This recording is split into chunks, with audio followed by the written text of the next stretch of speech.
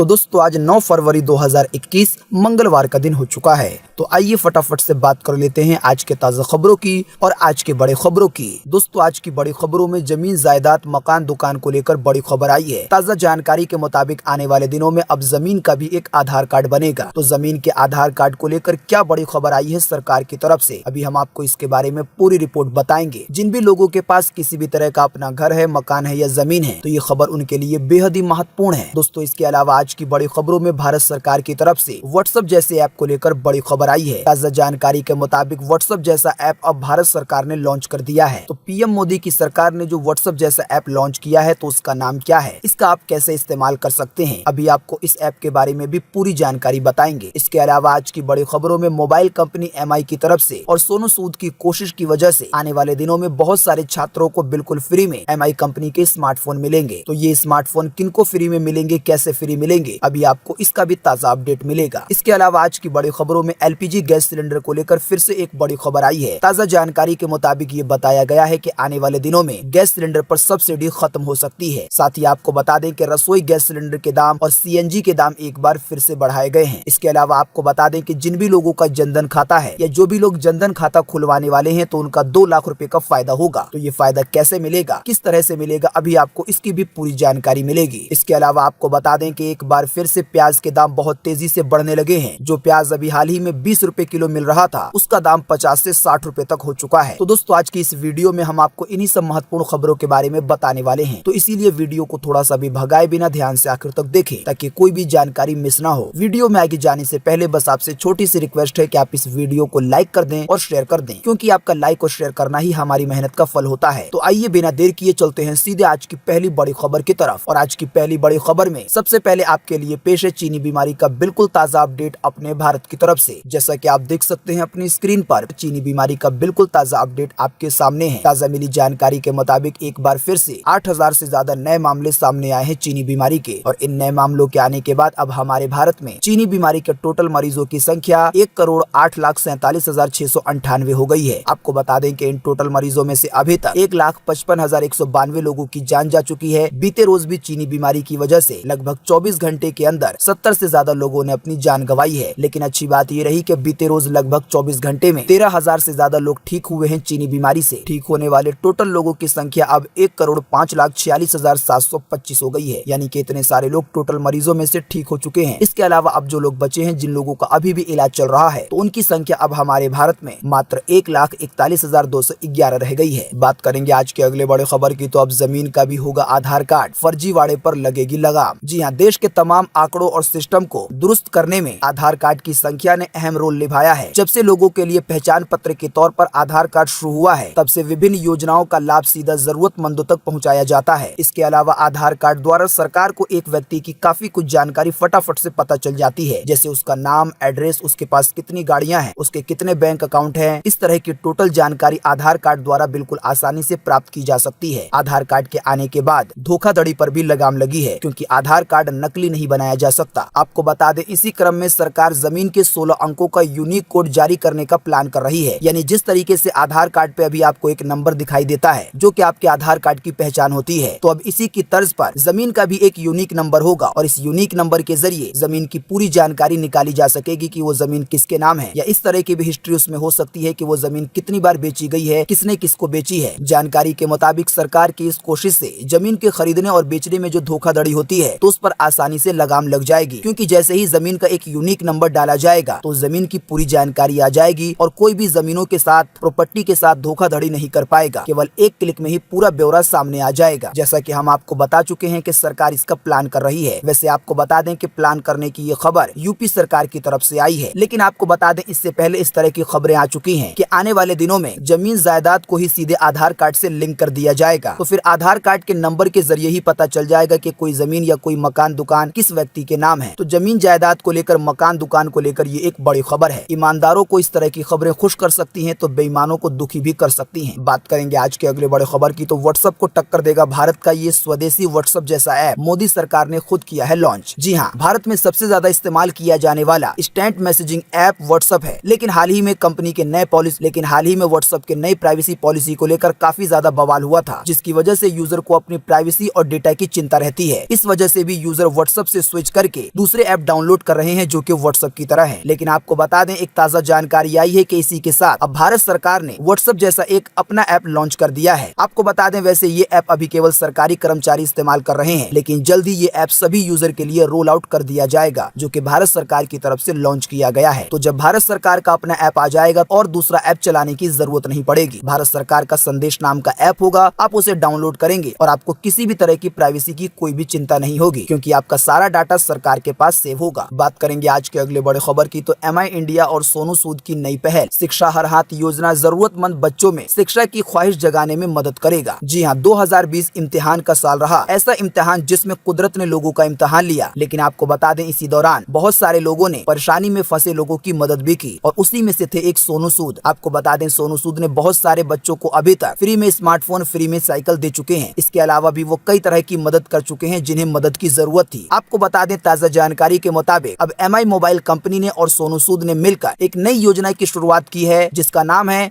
शिक्षा हर हाथ। आपको बता दें, इस योजना के तहत, इस पहल के तहत जो भी ऐसे बच्चे हैं जो कि मोबाइल फोन को खरीदना अफोर्ड नहीं कर सकते अपनी पढ़ाई के लिए, ताकि वो लोग ऑनलाइन भी पढ़ाई कर पाएं, तो इस योजना के जरिए, इस पहल के जरिए उन लोगों को MI का स्मार्टफोन फ्री में मिल सकेगा। लेकिन अगर आप जानते हैं कि भारत में जितने भी बच्चे ऐसे हैं, अगर उन सभी को स्मार्टफोन फ्री में देना पड़ जाए तो ये कोई आसान बात नहीं है। तो इसीलिए इसका एक हल निकाला गया है। ताजा जानकारी के मुताबिक आपको बता दें कि एक वेबसाइट लॉन्च की गई है जो कि है शिक्षाहरहाथ.com। आपको बता दें, इस वेबसाइट के जरिए कोई भी अपने मोबाइल फोन को दान कर सकता है। तो जो भी लोग अपने मोबाइल फोन को दान करेंगे, तो उस मोबाइल फोन को रिफर्बिश करके, यानी कि उसमें जो भी कमी होगी उसे पूरा करके ऐसे छात्रों तक, ऐसे बच्चों तक पहुंचाया जाएगा जो कि अपने पढ़ाई के लिए मोबाइल फोन खरीदने को अफोर्ड नहीं कर सकते। तो ये एक तरीका है जिसके जरिए भारत के सभी बच्चों को, जो कि अपना मोबाइल फोन खरीदना अफोर्ड नहीं कर सकते पढ़ाई के लिए, तो उन लोगों को मोबाइल फोन फ्री में मिल सकता है। अगर आप में से भी कोई अपना पुराना फोन दान करना चाहता है तो वो एक बार इस वाली वेबसाइट पे विजिट कर सकता है, शिक्षाहरहाथ.com। बात करेंगे आज के अगले बड़े खबर की, तो अब तक 60 लाख लोगों को लगा चीनी बीमारी का टीका। 23 लोगों की मौत पर सरकार ने दी है सफाई। जी हाँ, देश में चीनी बीमारी का टीकाकरण का बीते रोज 24वां दिन था। स्वास्थ्य मंत्रालय के अनुसार 24 दिन में 60,35,660 लोगों को चीनी बीमारी की दवा दी जा चुकी है। साथ ही में आपको बता दें कि केंद्रीय स्वास्थ्य मंत्रालय के अतिरिक्त सचिव मनोहर अगनानी ने जानकारी देते हुए बताया कि टीका लगने के बाद अब तक 23 लोगों की जान जा चुकी है। लेकिन इनकी मौतों का जो मेन कारण था वो चीनी बीमारी की दवा नहीं थी। स्वास्थ्य मंत्रालय के अनुसार उन्होंने कहा कि अब तक किसी भी तरह की गंभीर प्रतिकूल घटना की खबर नहीं आई है। जिन भी लोगों की मौत हुई है तो किसी दूसरी वजह से हुई है। बात करेंगे आज के अगले बड़े खबर की, तो LPG सिलेंडर पर सब्सिडी खत्म कर सकती है सरकार, कीमत में भी हो रही है लगातार बढ़ोतरी। जी हाँ, रसोई गैस सिलेंडर को लेकर फिर से एक बड़ी खबर है। आपको बता दें, इसी से मिलती जुलती खबर अभी एक आध दिन पहले आई थी, जिसके बारे में हमने आपको बताया था। लेकिन आपको बता दें, अब ये खबर तूल पकड़ रहा है और इसके बारे में एक बार फिर से ताजा जानकारी आई है। जैसा कि आप देख सकते हैं अपनी स्क्रीन पर कि रसोई में इस्तेमाल होने वाले गैस सिलेंडर पर आने वाले समय में सब्सिडी खत्म हो सकती है। खबर आ रही है कि सब्सिडी को खत्म करने की दिशा में काम किया जा रहा है और शायद इसी वजह से केरोसिन और LPG के दाम लगातार बढ़ रहे हैं। मिंट के हवाले से लाइव हिंदुस्तान की खबर में कहा गया है कि वित्त मंत्रालय ने वित्तीय वर्ष 2022 के लिए पेट्रोलियम सब्सिडी को कम कर दिया है और इसी की वजह से ये अनुमान जताया जा रहा है कि आने वाले दिनों में जो गैस सिलेंडर पर सब्सिडी मिलती है वो खत्म हो सकती है। लेकिन जो गरीब लोग हैं, ग्रामीण क्षेत्र में रहने वाले लोग हैं, उन्हें सब्सिडी मिलती रहेगी, यानी कि कुछ चुनिंदा लोगों को ही आने वाले दिनों में रसोई गैस सिलेंडर पर सब्सिडी मिलेगी, अगर ये अनुमान सही साबित हुआ तो। बात करेंगे आज के अगले बड़े खबर की, तो मुंबई में महंगी हुई रसोई गैस CNG के दाम भी बढ़े हैं। आइए बताएं ताजा भाव। जी हाँ, मुंबई और इसके आसपास के इलाकों में पाइप के जरिए गैस की सप्लाई करने वाली कंपनी महानगर गैस ने कंप्रेस्ड नेचुरल गैस CNG का भाव 1.5 रुपए प्रति किलोग्राम बढ़ा दिया है। वहीं जो रसोई गैस पाइप के जरिए पहुंचाई जाती है उसको भी 95 पैसा प्रति घन महंगा कर दिया है। ताजा जानकारी के मुताबिक अब मुंबई के और इसके आसपास के इलाकों में 1 किलो CNG लेने के लिए 49 रुपए 40 पैसे देना होगा। वहीं मुंबई और इसके आसपास के इलाकों में जो रसोई गैस सप्लाई की जाती है पाइपलाइन के जरिए, तो स्लैब 1 में इसकी कीमत है 35 रुपए 45 पैसे घन मीटर, तो स्लैब 1 में इसकी कीमत है 29 रुपए 85 पैसे प्रति घन मीटर, तो स्लैब 2 में इसकी कीमत है 35 रुपए 45 रुपए प्रति घन मीटर। जो भी लोग पाइपलाइन के जरिए रसोई गैस का इस्तेमाल करते हैं वो लोग इस प्राइस को समझ गए होंगे। बात करेंगे आज के अगले बड़े खबर की, तो अगर आपका है जनधन खाता तो ये बैंक दे रहा है 2 लाख रुपए का फायदा। आइए बताएं क्या है इसकी। जी हाँ, भारतीय स्टेट बैंक यानी कि देश का सबसे बड़ा बैंक अपने खाता धारकों को एक बड़ा तोहफा देने जा रहा है। अगर आपका जनधन अकाउंट है या फिर आप जनधन का खाता खुलवाने वाले हैं तो ये खबर आपके बेहद ही काम की है। SBI की तरफ से एक ट्वीट किया गया है, यानी कि एक संदेश दिया गया है जिसमें बैंक ने ये जानकारी दी है कि अगर आप SBI के रूपे जनधन कार्ड के लिए आवेदन करते हैं तो आपको 2 लाख रुपए तक का दुर्घटना बीमा बिल्कुल फ्री में किया जाएगा और कभी आपके साथ कोई दुर्घटना हो जाती जाती है तो आपको 2 लाख रुपए का कवर दिया जाएगा और ये 2 लाख रुपए का फायदा आपको बिल्कुल फ्री में होगा। बस आपके पास इसके लिए जनधन का खाता होना चाहिए। अगर आपके पास पहले से है तो ठीक है, नहीं तो आप अपना जनधन खाता खुलवा सकते हैं और फिर आपको SBI रुपे कार्ड यानी कि एक नए ATM कार्ड को अप्लाई करना होगा जो कि एक रुपे जनधन कार्ड होगा। आप SBI के किसी भी ब्रांच में जाकर अपना जनधन खाता खुलवा सकते हैं, रुपे जनधन ATM कार्ड का अप्लाई कर सकते हैं, फिर आपको ये फायदा बिल्कुल फ्री में मिल सकता है। बाकी इसकी अधिक जानकारी भी आपको बैंक में ही मिल जाएगी। बात करेंगे आज के अगले बड़े खबर की तो दिल्ली में फिर चढ़े सब्जियों के दाम। प्याज का भाव हुआ 2.5 गुना, आलू भी है ऊपर की ओर। आने वाले दिनों में देश के और भी हिस्सों में बढ़ सकते हैं दाम अगर यही रहे हालात। जी हाँ, राजधानी में सब्जियों पर फिर महंगाई हो गई है। सब्जियों में इस्तेमाल होने वाले प्याज ने तो अब लोगों को एक बार फिर से जमकर रुलाना चालू कर दिया है। आपको बता दें, अभी हाल ही में 1 किलो प्याज के लिए लोगों को मात्र 20 रुपए देने पड़ रहे थे, लेकिन अब उन्हीं प्याज के लिए लोगों को 50 रुपए 60 रुपए तक देने पड़ रहे हैं। आपको बता दें, थोक भाव में भी 1 किलो प्याज लेने के लिए लगभग 45 रुपए देने पड़ रहे हैं। तो आप सोच सकते हैं कि जो प्याज थोक भाव में 45 रुपए का मिलेगा तो वो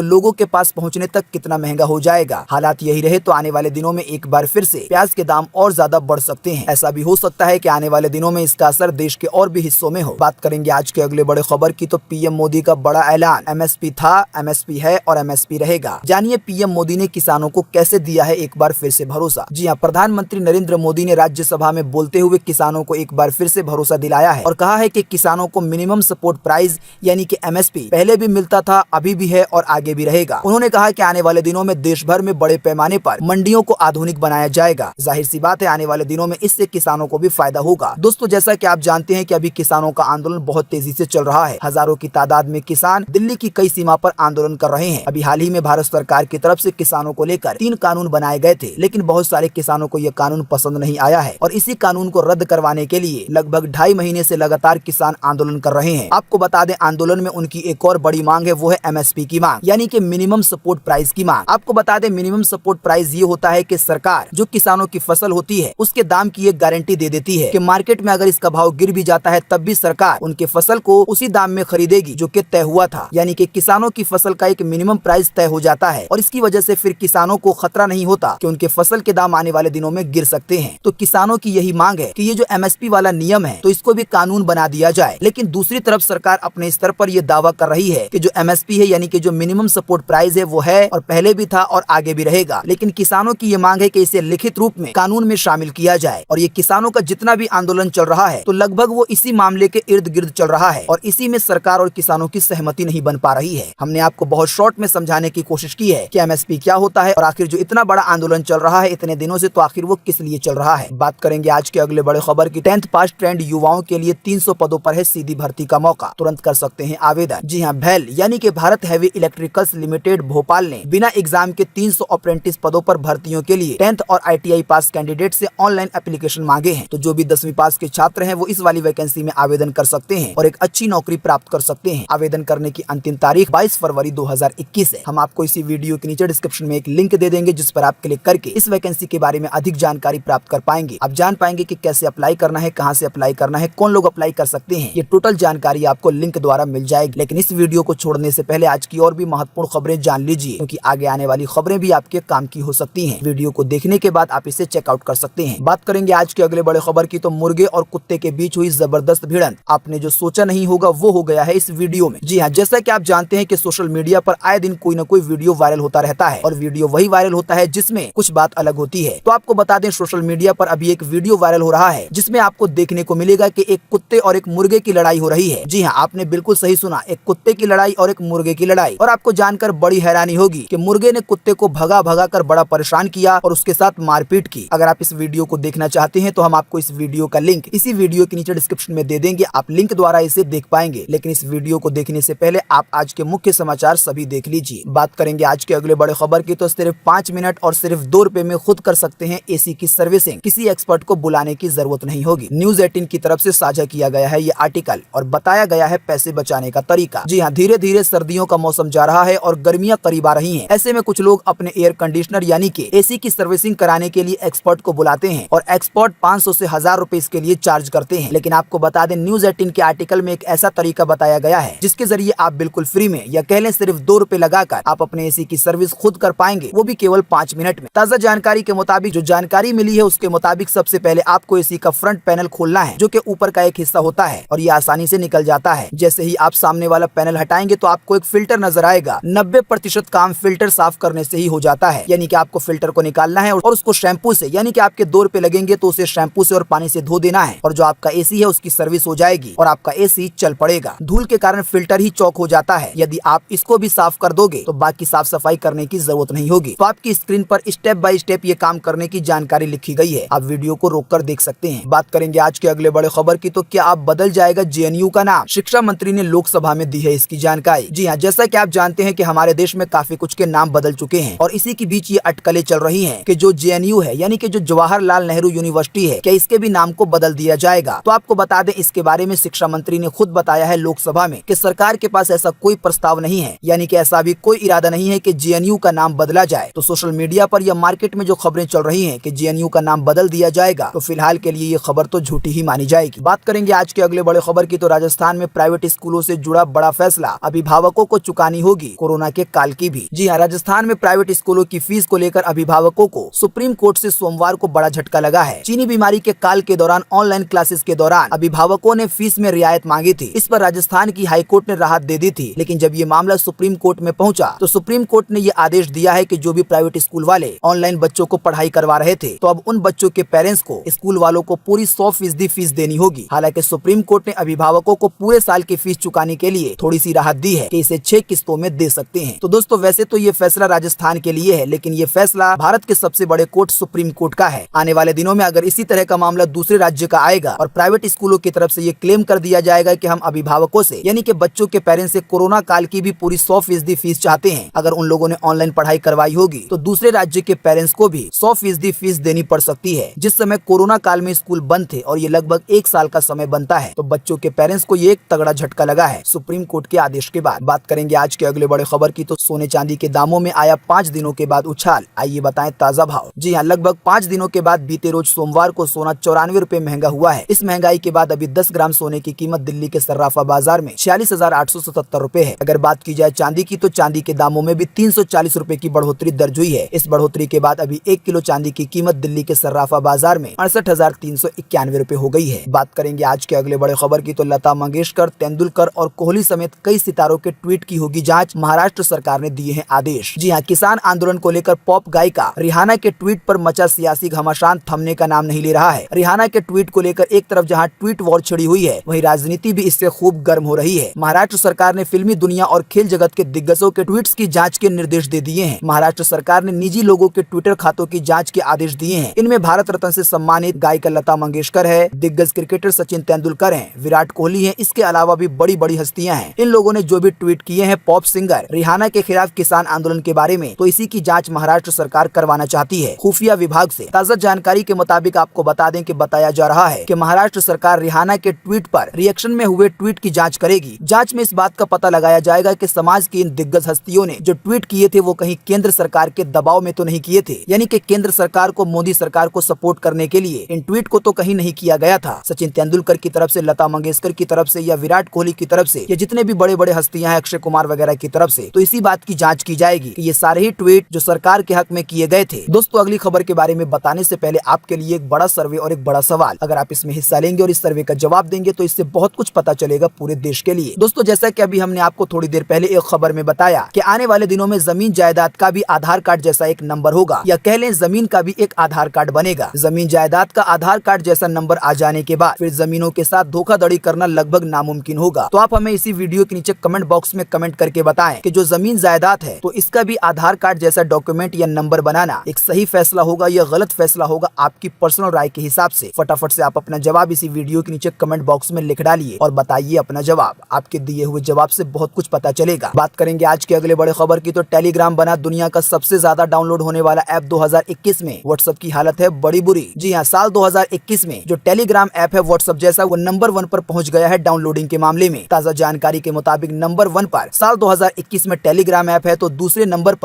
नंबर पर टिकटॉक ऐप है, वहीं तीसरे नंबर पर व्हाट्सएप जैसा एक और ऐप है जिसका नाम है सिग्नल, वहीं चौथे नंबर पर है फेसबुक और 5वें नंबर पर पहुंच गया है व्हाट्सएप, जो कि पहले कभी काफी आगे हुआ करता था। बात करेंगे आज के अगले बड़े खबर की, तो वित्तीय वर्ष 2021 और 22 का बजट 22 फरवरी को पेश करेगी योगी सरकार। जी हाँ, उत्तर प्रदेश सरकार वित्तीय वर्ष 2021 और 22 का बजट आने वाले 22 फरवरी को पेश करेगी। दोस्तों, अगर आप नहीं जानते तो हम आपको बता दें कि एक बजट पेश किया जाता है केंद्र सरकार की तरफ से और ये बजट होता है पूरे भारत के लिए, और एक बजट पेश किया जाता है राज्य सरकार की तरफ से, मुख्यमंत्री की तरफ से, जो कि सिर्फ उस राज्य के लिए होता है। तो उत्तर प्रदेश राज्य के लिए जो यूपी की सरकार है वो आने वाले 22 फरवरी को बजट पेश करेगी और इसमें बड़े बड़े ऐलान हो सकते हैं। बजट पेश होने के बाद काफी चीजें महंगी होती हैं तो काफी चीजें सस्ती होती हैं। इसके अलावा भी और कई बड़े बदलाव देखने को मिलते हैं। तो दोस्तों आज 9 फरवरी 2021 की यही ताजा खबरें थी और महत्वपूर्ण खबरें थी। उम्मीद करते हैं इससे आपको काफी कुछ जानकारी मिली होगी। हम बस इसके बदले में आपसे इतना ही चाहते हैं कि आप इस वीडियो को लाइक कर दें और शेयर कर दें, क्योंकि आपका लाइक और शेयर करना ही हमारी मेहनत का फल होता है। वीडियो देखने के लिए आपका बहुत बहुत धन्यवाद। Thanks for watching.